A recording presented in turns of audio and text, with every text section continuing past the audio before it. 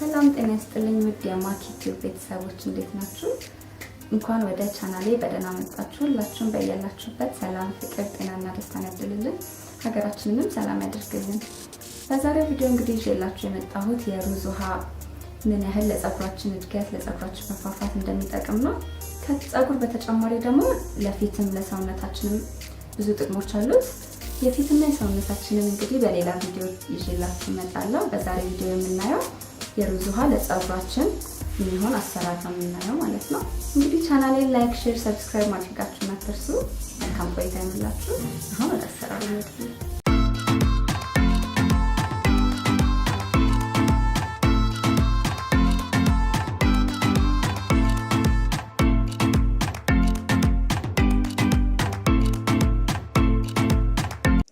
እሺ እንግዲህ አሁን እንደምንፈልገው መጠን እና እንደ ፀጉራችን ብዛት ሩዛችንን እናዘጋጃለን።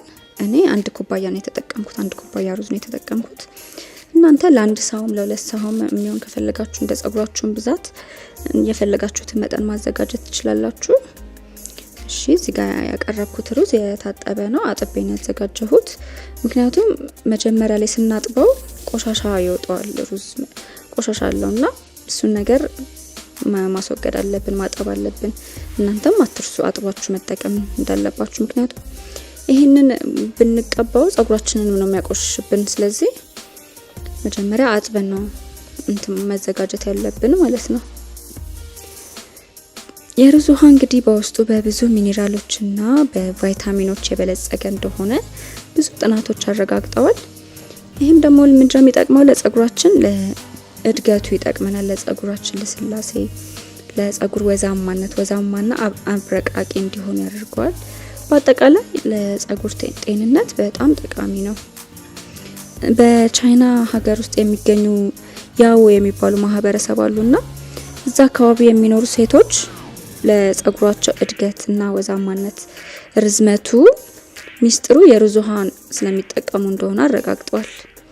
በጣም ብታዩት ፀጉራቸው በጣም ረጅም ነው፣ እግራቸው ጋር ሊደርስ ምንም አይቀርም። እነሱ ምንድነው ይሄን የሩዝ ውሃ ብዙ ጊዜ ይጠቀሙታል። እና እንግዲህ የነሱን አጠቃቀም እኔ ሞክሬው ነበረ። ከ6 ወር በፊት ነው የሞከርኩት የኔም ፀጉር እና ከበፊቱ በጣም ረዝሟል ፀጉሬ። ርዝመት ብቻ አይደለም ወዙ መፋፋቱ የሆነ ውፍር ያለ ፀጉር አለ አይደል? ጤናማ የሆነ እንደዛ አይነት ነው የሆነልኝና ይሄንን አሰራር ለምን እናንተ እህቶች አትጠቀሙትም በሚል ነው የመጣሁት። እንግዲህ አሰራሩን በደንብ ተከታተሉኝና እንደሚጠቅማችሁ አልጠራጠርም። በደንብ ተከታተሉ አሰራሩን። እሺ አሁን ሩዛችንን ካጠብን በኋላ ምንድነው የምናደርገው? ድስት ላይ እንገለብጠዋለን። ድስት ላይ ከገለበጥን በኋላ ትንሽ ነው የምንቀቅለው፣ ብዙ አናበስለውም። ምክንያቱም ይሄ ትንሽ እንቀቅል የምናደርገው ይሄ ውስጡ ያለውን ስታርቹን ለማግኘት ነውና እሱ ከወጣልን መብሰሉ ምንም እንትን ስለሌለው ይባስ ስለሚገልብን ትንሽ ነው ቀቀል የምናደርገው። እሺ ይሄ እዚህ ላይ ምን ጨምራለሁ? ቅድም ያዘጋጀሁት የብርቱካን ልጣጭ አለ፣ እሱን እንጨምራለን። ይሄ ብርቱካን ልጣጭ ደግሞ የሚጠቅመን አንደኛ ይሄ የሩዝ ውሃ ሲቆይ በጣም ሽታ ይኖረዋል፣ በጣም የሚደብር ሽታ ይኖረዋልና ያንን ሽታ ለማጥፋት ይረዳናል። ብርቱካን ይሄ ልጣጩን ስናስገባበት ራሱን ብርቱካን ነው የሚለን። ቀረፋ ማድረግ እንችላለን ያው ሽታውን ለማጥፋት ስለሆነ። ይሄ የብርቱካን ልጣጭ ግን ሌላው ደግሞ ጥቅሙ ምንድነው? በውስጡ ቪታሚን ሲ የበለጸገ ነው። ስለዚህ ይሄ ለፀጉራችንና ለቆዳችን በጣም ጠቃሚ ነው። ስለዚህ ያው ሁለት ጥቅም እናገኛለን ማለት ነው። እሺ እንግዲህ አሁን በጣም አልበሰለም። ትንሽ ተክተክ ካለ በኋላ እናወርደዋለን እና እቺ በእንደዚህ አይነት ጎርጎድ ባለች ሳህን እንገለብጠዋለን። ከዛ እንዲህ ከገለበጥነው በኋላ መቀዝቀዝና ትንሽ እኔ አንድ ቀን አሳድሬ ነው የምጠቀመው።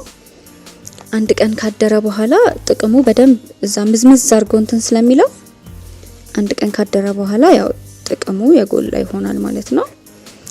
እሺ እንደዚህ ካረኩ በኋላ ካሳደርኩት በኋላ እኔ በስፕሬይ ምናምን አይደለም የምቀባው። እንደዚህ መዘፍዘፊያ ያዘጋጅና ግን ፀጉራችን ንጹህ መሆን አለበት። ፀጉሬን አሁን ትላንት ነው የታጠብኩት፣ ስለዚህ ንጹህ ነው።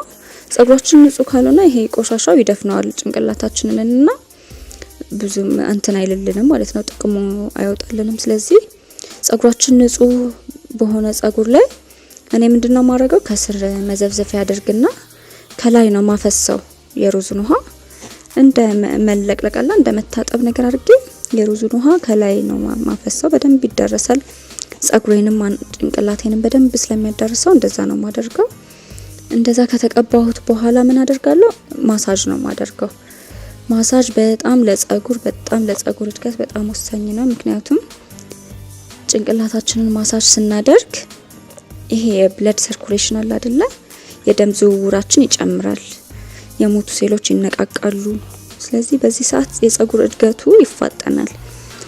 የሩዝ ውሃን ብቻ ሳይሆን ብዙ ነገር ስትቀቡ እንደ አቮካዶን የመሳሰሉትን ትሪትመንቶች እንደ ቅባትም ስትቀቡ ኢቭን ቅባት ስትቀቡ ራሱ ማሳጅ ብታደርጉት በጣም ጥሩ ነው ማለት ነው ለጸጉራችን።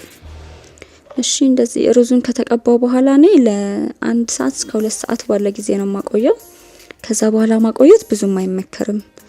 ምክንያቱም ሩዝ በውስጡ ያለው ፕሮቲን ጸጉራችንን የማድረቅ ባህሪ ያለውና ብዙ ባይቆይ ጥሩ ነው። ከዛ እስከ 2 ሰዓት ካቆየነው በኋላ መለቅለቅ ነው። በጣም በሻምፖ ምናምን ባንታጠበው ምንም ሽታም ስለሌለው ይሄ የብርቱካን ልጣጩን ስላደረግን ሽታው ይጠፋልናል። ስለዚህ ጸጉራችንም ንጹህ ስለሆነ ይሄን ለ2 ሰዓት ከተቀባን በኋላ መለቅለቅ ነው። በውሃ መለቅለቅ እንችላለን ማለት ነው። እና ይሄንን ውህድ እንግዲህ በወር ቢያንስ በወር 2 በየ15 ቀኑ ብትቀቡት በጣም ጥሩ ለውጥ ታገኛላችሁ ማለት ነው። እንደዚህ ከታጠብን በኋላ ደግሞ ቅባት መቀባት አለብን። ምክንያቱም ጸጉር ሲደርቅ ነው የሚሰባበረውና እንዳይሰባበርብን ከታጠብን በኋላ ቅባት ተቀብተን 2 ቦታ 3 ቦታ ሰርተን እንትን ማለት እንችላለን ማለት ነው። እና ይሄ ውህድ በጣም እኔ ላይ ለውጥ ስላመጣ እናንተም እንድትጠቀሙበት ብዬ ነው እህቶቼ። ውድ የማኪ ቲዩብ ቤተሰቦች የሩዝ ውሃ አሰራሩን እንደወደዳችሁ ተስፋ አደርጋለሁ። እንደምትጠቀሙበትም ባለሙሉ ተስፋ ነኝ። በቀጣይ እንግዲህ በሌላ ቪዲዮ እንገናኛለን። እስከዛው ግን ላይክ፣ ሼር፣ ሰብስክራይብ ይደረግ። ቸር ቆዩልኝ።